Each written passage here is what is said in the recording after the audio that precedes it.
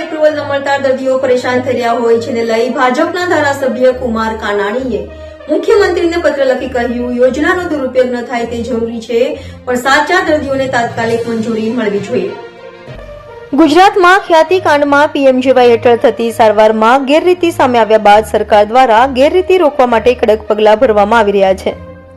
આ યોજના હેઠળ ગેરરીતિ કરતી હોસ્પિટલ સામે પણ કડક કાર્યવાહી કરવામાં આવી છે. જોકે આ કડક કાર્યવાહી વચ્ચે ઇમરજન્સી કેસમાં કેટલાક લોકોને ખરેખર જરૂર હોય ત્યાં હેરાનગતિ થઈ રહી છે, તો પીએમજેવાય હેઠળ એપ્રુવલ ન મળતા દર્દીઓ પરેશાન થઈ રહ્યા હોય જેને લઈ સુરત વરાછા બેઠકના ધારાસભ્ય કુમાર કાનાણીએ મુખ્યમંત્રીને પત્ર લખી સાચા દર્દીઓને તાત્કાલિક મંજૂરી મળવી જોઈએ તેવી અરજ કરી હતી.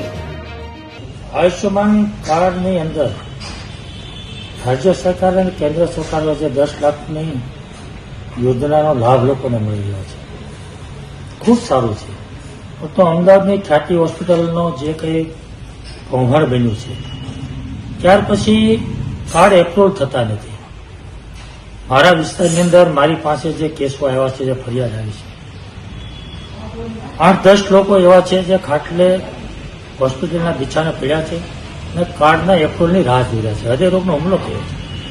તો કાર્ડ એપ્રુવલ ન થાય તો એને બચવો તો કાં તો સ્વખર્ચે એને સારવાર કરવી પડે અથવા તો રાહ જોઈને બેસવું પડે.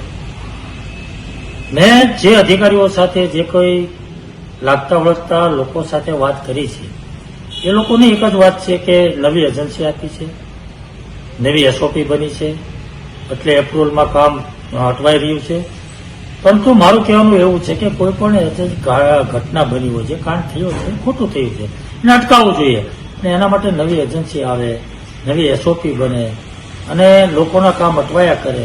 ના તો આયુષ્યમાન કાર્ડ એવું છે કે જીવનું જોખમ હોય છે. તો મારી માગણી એ જ છે કે કોઈ પણ એજન્સી હોય કે કોઈ પણ નવી એસઓપી હોય, પણ તાત્કાલિક એપ્રુવલ મળે એના પ્રયાસો સરકારે અને વિભાગે કરવા જોઈએ અને તાત્કાલિક લોકોને સારવાર મળવી જોઈએ.